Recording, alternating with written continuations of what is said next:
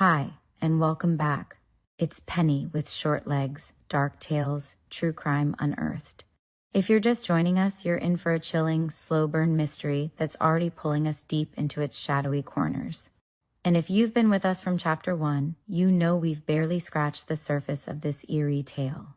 This week we're diving into Chapter 2 of The Woman in White, where secrets tighten, identities blur, and that ghostly figure in white begins to haunt more than just the page.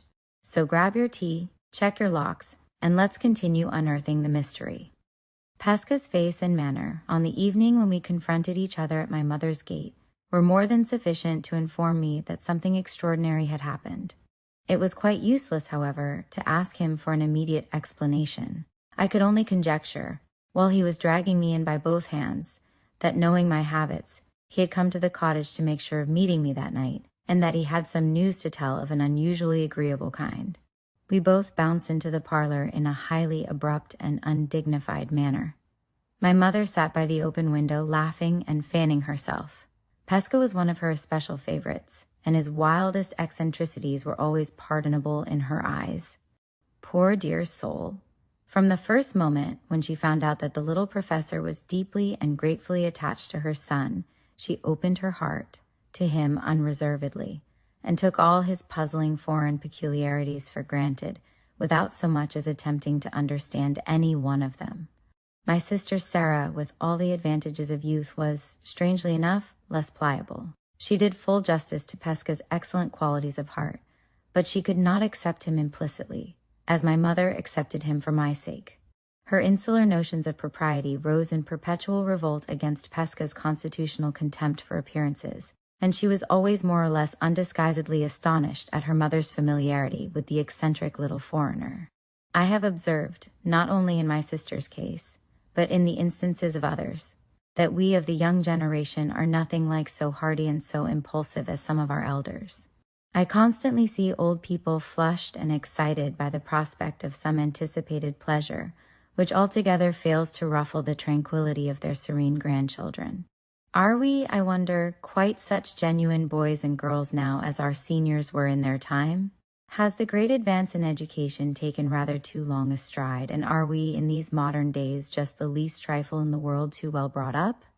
Without attempting to answer those questions decisively, I may at least record that I never saw my mother and my sister together in Pesca's society, without finding my mother much the younger woman of the two.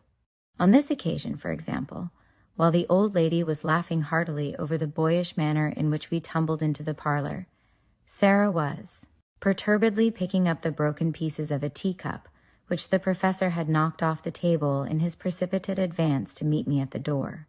"I don't know what would have happened, Walter," said my mother, "if you had delayed much longer. Pesca has been half mad with impatience, and I have been half mad with curiosity. The professor has brought some wonderful news with him, in which he says you are concerned, and he has cruelly refused to give us the smallest hint of it till his friend Walter appeared. Very provoking, it spoils the set," murmured Sarah to herself, mournfully absorbed over the ruins of the broken cup.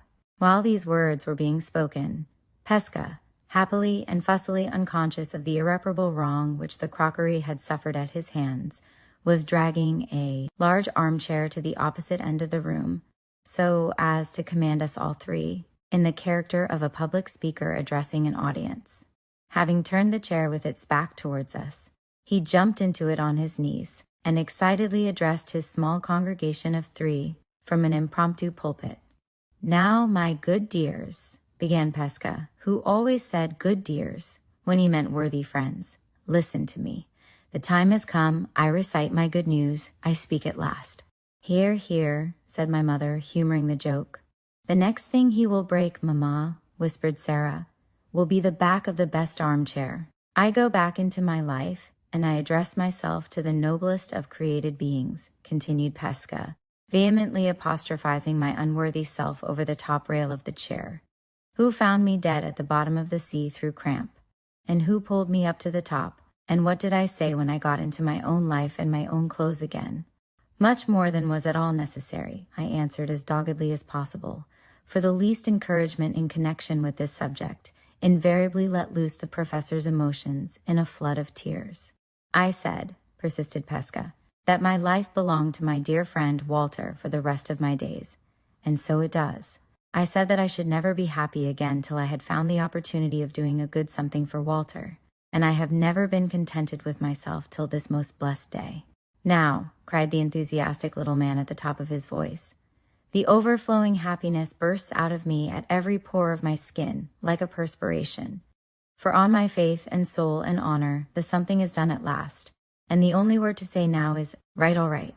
It may be necessary to explain here that Pesca prided himself on being a perfect Englishman in his language, as well as in his dress, manners, and amusements.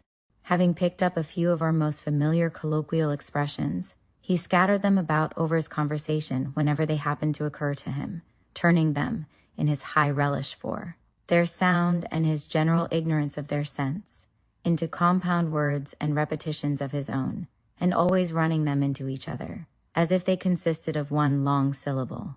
Among the fine London houses where I teach the language of my native country, said the professor, rushing into his long-deferred explanation without another word of preface, there is one, mighty fine, in the big place called Portland. You all know where that is? Yes, yes. Of course, the fine house, my good dears, has got inside it a fine family, a mamma fair and fat, 3 young misses, fair and fat, 2 young misters, fair and fat, and a papa, the fairest and the fattest of all, who is a mighty merchant, up to his eyes in gold, a fine man once, but seeing that he has got a naked head and 2 chins, fine no longer at the present time. Now mind, I teach the sublime Dante to the young misses, and my soul, bless my soul, it is not in human language to say how the sublime Dante puzzled the pretty heads of all 3. No matter, all in good time, and the more lessons the better for me. Now mind, imagine to yourselves that I am teaching the young misses today as usual. We are all 4 of us down together in the hell of Dante, at the 7th circle, but no matter for that, all the circles are alike to the 3 young misses, fair and fat. At the 7th circle, nevertheless, my pupils are sticking fast, and I to set them going. Again, recite, explain, and blow myself up red-hot with useless enthusiasm when, a creak of boots in the passage outside, and in comes the golden papa, the mighty merchant with the naked head and the 2 chins. Ha! My good dears, I am closer than you think for to the business now. Have you been patient so far? Or have you said to yourselves, deuce what the deuce, Pesca is long-winded tonight? We declared that we were deeply interested. The professor went on. In his hand, the mortal business of the house, he addresses himself to the 3 young misses, and begins, as you English begin everything in this blessed world that you have, to say with a great O. Oh, my dears, says the mighty merchant, I have got here a letter from my friend, Mr. The name has slipped out of my mind, but no matter, we shall come back to that. Yes, right, all right. So the papa says, I have got a letter from my friend, the Mr., and he wants to recommend me of a drawing master to go down to his house in the country. My soul, bless my soul. When I heard the golden papa say those words, if I had been big enough to reach up to him, I should have put my arms round his neck and pressed him to my bosom in a long and grateful hug. As it was, I only bounced upon my chair. My seat was on thorns, and my soul was on fire to speak, but I held my tongue and let papa go on. Perhaps you know, says this good man of money, twiddling his friend's letter this way and that, in his golden fingers and thumbs. Perhaps you know, my dears, of a drawing master that I can recommend? The 3 young misses all look at each other, and then say with the indispensable great O to begin, oh dear, no, papa. But here is Mr. Pesca. At the mention of myself I can hold no longer. The thought of you, my good dears, mounts like blood to my heady start from my seat as, if a spike had grown up from the ground through the bottom of my chair, I address myself to the mighty merchant, and I say, English phrase, Dear sir, I have the man, the first and foremost drawing master of the world. Recommend him by the post tonight, and send him off bag and baggage. English phrase again, ha. Send him off bag and baggage by the train tomorrow. Stop, says papa. Is he a foreigner or an Englishman? English to the bone of his back, I answer. Respectable, says papa. Sir, I say, for this last question of his outrages me, and I have done being familiar with him. Sir, The immortal fire of genius burns in this Englishman's bosom, and, what is more, his father had it before him. Never mind, says the golden barbarian of a papa. Never mind about his genius, Mr. Pesca. We don't want genius in this country, unless it is accompanied by respectability. And then we are very glad to have it. Very glad indeed. Can your friend produce testimonials, letters that speak to his character? I wave my hand negligently. Letters? I say, ha! My soul bless my soul. I should think so indeed. Volumes of letters and portfolios of testimonials, if you like. 1 or 2 will do, says this man of phlegm. And money. Let him send them to me, with his name and address. And stop, Mr. Pesca. Before you go to your friend, you had better take note. Banknote, I say indignantly. No banknote, if you please, till my brave Englishman has earned it first. Banknote, says Papa in a great surprise. Who talked of banknote? I mean a note of the terms memorandum of what he is expected to do. Go on with your lesson, Mr. Pesca, and I will give you the necessary extract from my friend's letter. Down sits the man of merchandise and money to his pen, ink, and paper, and down I go once again into the hell of Dante, with my 3 young misses after me. In 10 minutes' time the note is written, and the boots of Papa are creaking themselves away in the passage outside.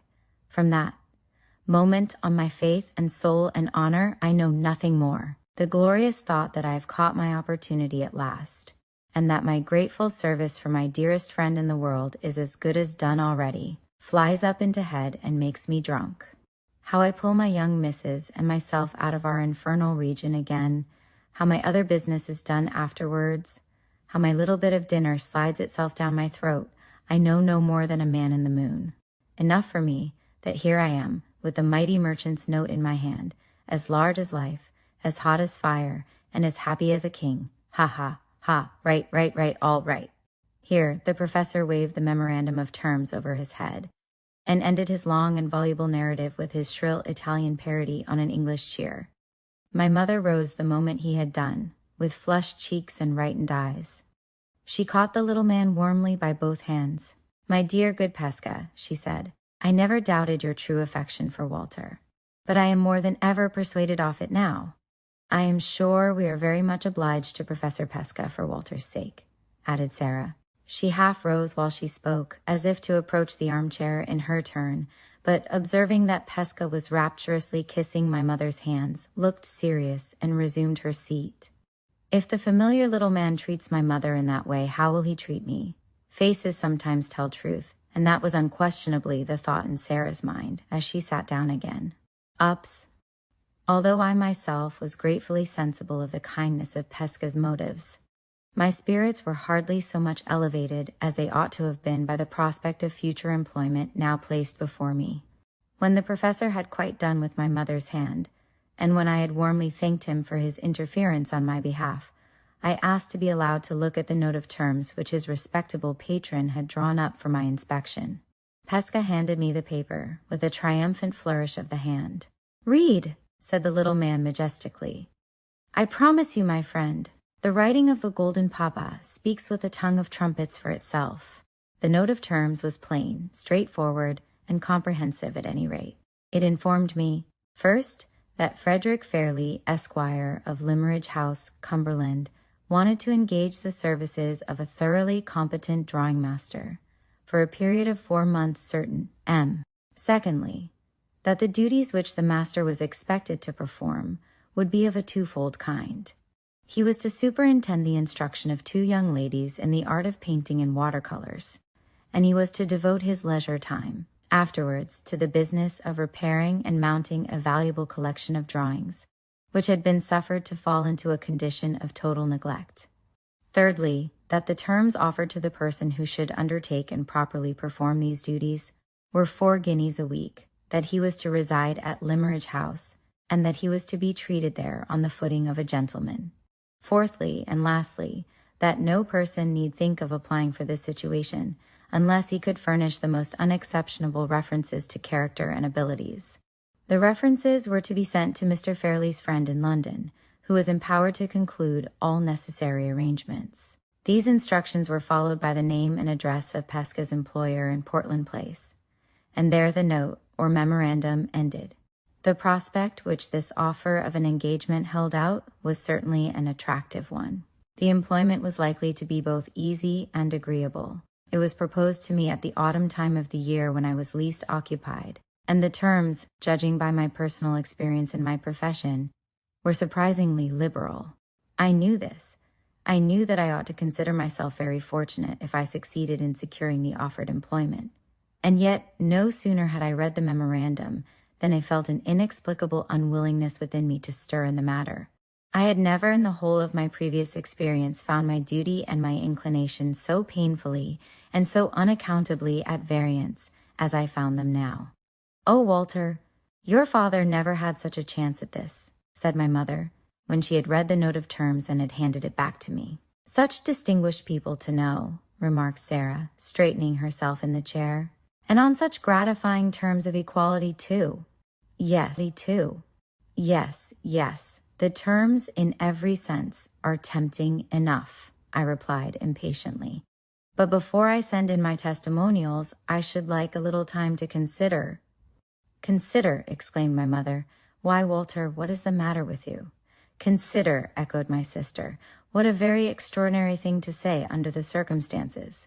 "Consider," chimed in the professor. "What is there to consider about? Answer me this. Have you not been complaining of your health, and have you not been longing for what you call a smack of the country breeze? Well, there in your hand is the paper that offers you perpetual choking mouthfuls of country breeze for 4 months' time. Is it not so? Ha! Again, you want money. Well, is 4 golden guineas a week nothing? My soul bless my soul. Only give it to me, and my boots shall creak like the golden papas, with a sense of the overpowering richness of the man who walks in them. 4 guineas a week. And, more than that, the charming society of 2 young misses. And more than that, your bed, your breakfast, your dinner, your gorging English teas and lunches and drinks of foaming beer, all for nothing. Why, Walter, my dear good friend, deuce, what the deuce. For the first time in my life, I have not eyes enough in my head to look and wonder at you. Neither my mother's evident astonishment at my behavior, nor Pesca's fervid enumeration of the advantages offered to me by the new employment, had any effect in shaking my unreasonable disinclination to go to Limmeridge House. After starting all the petty objections that I could think of to going to Cumberland, and after hearing them answered one after another to my own complete discomfiture, I tried to set up a last obstacle by asking what was to become of my pupils in London while I was teaching Mr. Fairley's young ladies to sketch from nature.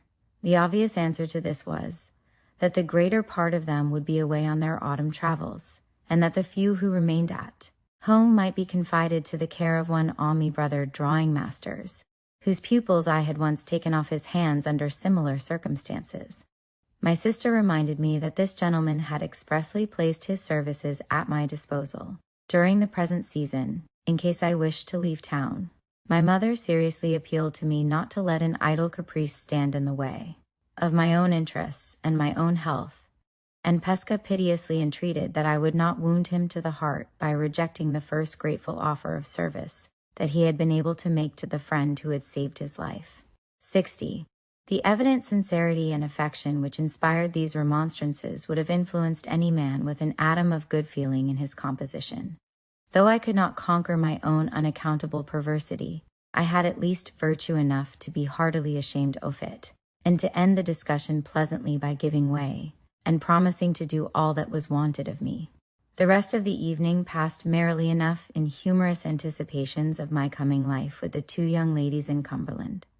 Pesca, inspired by our national grog, which appeared to get into his head in the most marvelous manner 5 minutes after it had gone down his throat, asserted his claims to be considered a complete Englishman by making a series of speeches in rapid succession, proposing my mother's health, my sister's health, my health, and the healths in mass of Mr. Fairley and the 2 young misses, pathetically returning thanks himself immediately afterwards for the whole party. "A secret, Walter," said my little friend confidentially as we walked home together. "I am flushed by the recollection of my own eloquence. My soul bursts itself with ambition. One of these days I go into your noble parliament. It is the dream of my whole life to be Honorable Pesca, MP." The next morning, I sent my testimonials to the professor's employer in Portland Place. 3 days passed, and I concluded, with secret satisfaction, that my papers had not been found sufficiently explicit. On the 4th day, however, an answer came. It announced that Mr. Fairley accepted my services and requested me to start for Cumberland immediately. All the necessary instructions for my journey were carefully and clearly added in a postscript. I made my arrangements, unwillingly enough, for leaving London early the next day. Towards evening, Pesca looked in, on his way to a dinner party, to bid me goodbye. "I shall dry my tears in your absence," said the professor gaily, with this glorious thought. "It is my auspicious hand that has given the first push to your fortune in the world. Go, my friend. When your sun shines in Cumberland, English proverb, in the name of heaven make your hay. Marry one of the 2 young misses, become Honorable Hartright, MP. And when you are on the top of the ladder, remember that Pesca, at the bottom, has done it all." I tried to laugh with my little friend over his parting jest, but my spirits were not to be commanded. Something jarred in me almost painfully while he was speaking his light farewell words. When I was left alone again, nothing remained to be done but to walk to the Hampstead cottage and bid my mother and Sarah goodbye. And that wraps up Chapter 2 of The Woman in White. A moonlit road, a vanished woman, and a name whispered in fear. Already the lines are blurring between coincidence and conspiracy. Who is she? What is she running from? And why does it feel like Hartright has just stepped into something far bigger than he realizes? Catch us next week on Short Legs. Dark tales as we turn the page to Chapter 3. More questions, deeper shadows. This story is only just beginning. If you like this content, be sure to give this video a thumbs up.